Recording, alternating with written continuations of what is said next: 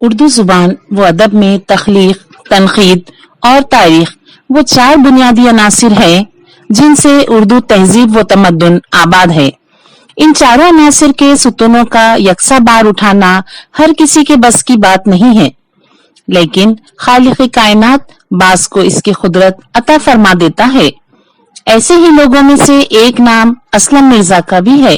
اسلم مرزا نے بیک وقت کئی میدانوں میں کام کیا ہے۔ انہوں نے شاعری بھی کی، اس کے مختلف اصناف میں کامیاب طبع آزمائی کی، نثر میں تحقیق کے جوہر دکھائے۔ ان کی نظموں کا پہلا مجموعہ گیلے پتوں کی مسکان ہے، جبکہ تحقیق کا پہلا شاہکار آئینہ معنی نما ہے۔ موصوف نے ترجموں میں تخلیقیت کا عنصر پیدا کر کے اپنی ایک الگ شناخت بنائی ہے۔ دلچسپ بات تو یہ ہے کہ انہوں نے تمل شاعر کے سچینانندن کو انگریزی سے اردو میں ہم جزیروں میں رہتے ہیں کے نام سے منتقل کیا ہے۔ اسی شاعر کی کچھ اور نظمیں لکنت کے نام سے شائع ہوئی ہیں۔ ان دونوں مجموعوں میں فی کس 70 نظمیں شامل ہیں۔ تمل تراجم کے بعد انہوں نے یکلخت پشتو پر دست درازی کی اور پشتو کے عوامی نغموں کی خوشبو سے اردو زبان و ادب کو معطر کیا۔ اس کے بعد مراٹھی نظموں کو پیاری انو، مور پنکھ اور فساد اور دیگر نظمیں اردو کے قالب میں ڈھال کر مٹی کا قرض ادا کیا۔ انہوں نے سراج اورنگ آبادی کے کلام کو ہندی میں منتقل کر کے ہندی ادب کو سراج آشنا کیا ہے۔ تحقیق و تاریخ میں آئینہ معنی نما ولی اورنگ آبادی پر تحقیق ہے۔ عطر گل مہتاب عبدالولی عزلت صورتی پر مضامین کا مجموعہ ہے۔ اس کے بعد گلدستہ خوشباز بھی ولی کے اعتراف و تحسین پر مشتمل ہے۔ تاریخی موضوعات پر سلاطین دکن کے عہد میں شادیاں، نظام شاہی، توپ ساز محمد بن حسن رومی خان جیسے موضوعات پر توپ کے مقابلے میں قلم اٹھا کر اپنی جرأت رندانہ کا ثبوت دیا ہے۔ اس کے ساتھ ہی دکن دیس کی پیشرو غزلیں قابل ذکر تخلیق ہے۔ آپ کو بھارت کا سب سے قداور ایوارڈ ساہتیہ اکیڈمی کی جانب سے نوازا گیا۔ اس ایوارڈ کا نوازا جانا شہر اورنگ آباد کے لیے باعث اعزاز ہے۔ مہاراشٹر اسٹیٹ اردو ساہتیہ اکیڈمی کا ولی دکنی ایوارڈ، سیتو مادھو راؤ پگڑی ایوارڈ اور گووند سمان پرسکار بھی آپ کو مل چکے ہیں۔ اسلم مرزا عہد جدید کے ملک امبر ہیں، جنہوں نے سلطنت نظام شاہی کے دارالسلطنت احمد نگر کی سکونت چھوڑ کر اورنگ آباد کو اپنا وطن ثانی بنایا ہے۔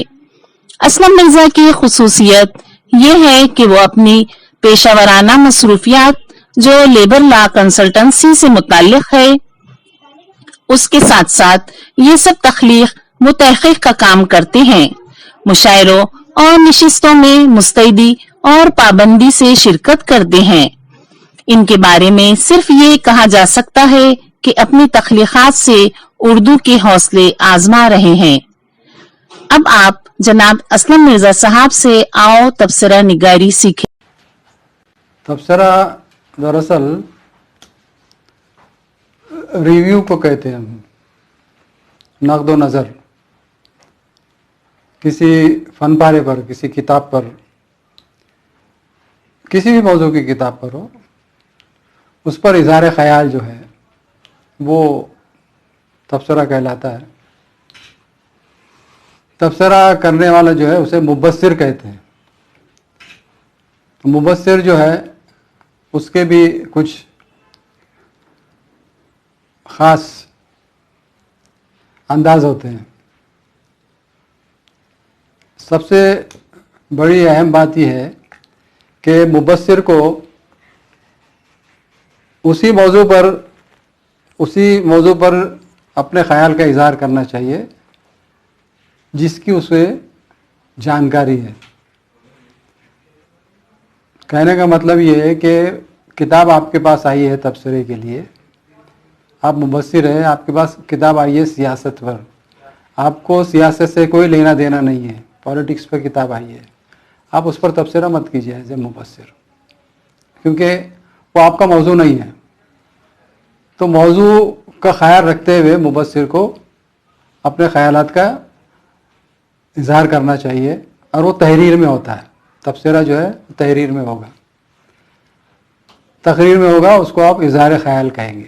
کسی کتاب پر، کسی نظم پر، کسی کہانی پر وہ اظہار خیال ہوگا. تبصرہ یہ ہمیشہ تحریری ہوتا ہے. اب یہ ہے کہ مبصر کو یہ دیکھنا ہوگا کہ کتاب کا موضوع کیا ہے، کس موضوع کا یہ کتاب احاطہ کرتی ہے، اس موضوع کی اہمیت کیا ہے، اس پر اس کو غور کرنا پڑے گا. مبصر کو تبصرہ کرنا ہے، مبصر کو تنقید نہیں کرنی ہے. یہ ایک سب سے بڑی بات، اہم بات ہے اس میں، کہ وہ تنقید نہیں کرے گا. وہ کتاب کا حسن و قباح جو بھی ہے وہ دیکھے گا، اس پر اظہار خیال کرے گا. اب اس میں چھوٹی چھوٹی باتیں ہوتی ہیں. کوئی کتاب کا موضوع کیا ہے، مبصر بتائے گا کہ بھئی کتاب کا موضوع فلاں فلاں ہے اور اس موضوع پر یہ کتاب لکھی گئی ہے، مختصراً. تبصرہ ہمیشہ مختصر ہوگا.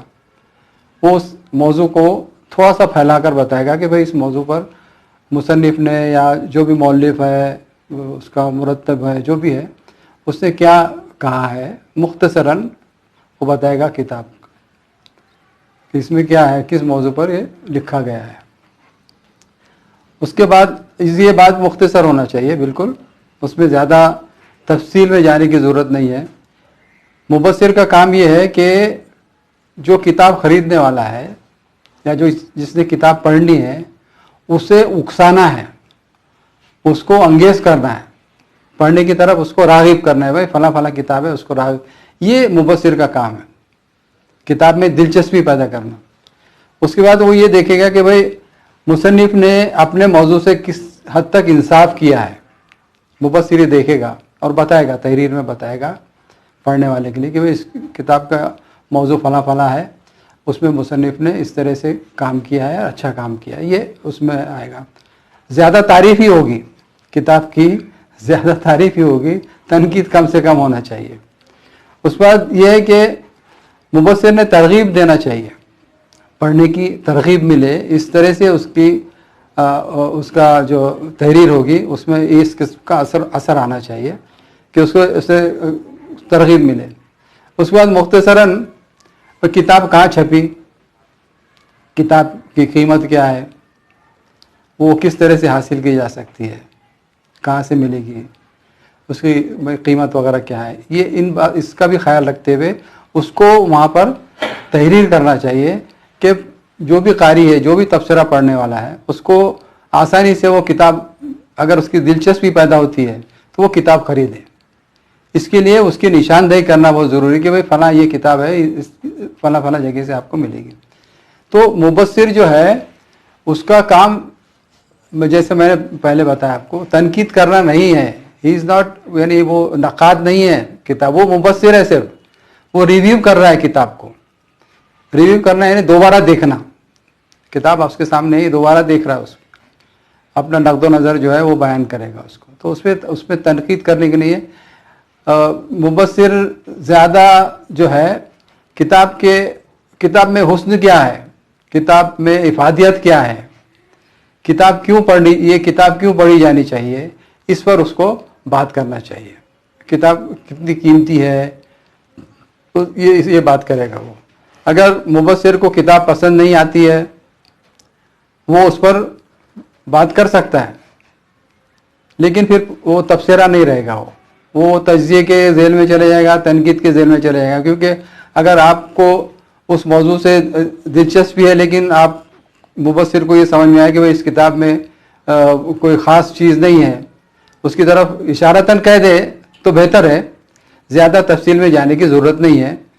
اب نہیں پسند ہے، ٹھیک ہے، آپ کی پسند پہ نہیں پوری اتری کتاب، آپ تبصرہ تو کر رہے ہیں، تو اس پر زیادہ تنقید نہیں کرنا چاہیے. کیونکہ کتاب جو ہے وہ آئی ہے ایک فنکار نے یا مصنف نے ایک تخریق کار نے اپنی محنت سے اس کتاب کو سامنے لائی ہے اپنی کتاب, تو وہ اس کی مارکیٹنگ بھی ہونا چاہیے. یہ مارکیٹنگ کا بھی آج کل جو بہت بڑا وہ سلسلہ چل نکلا ہے. تو اس لیے تبصرہ کرتے ہوئے ان تمام چیزوں کا مبصر کو خیال رکھنا چاہیے.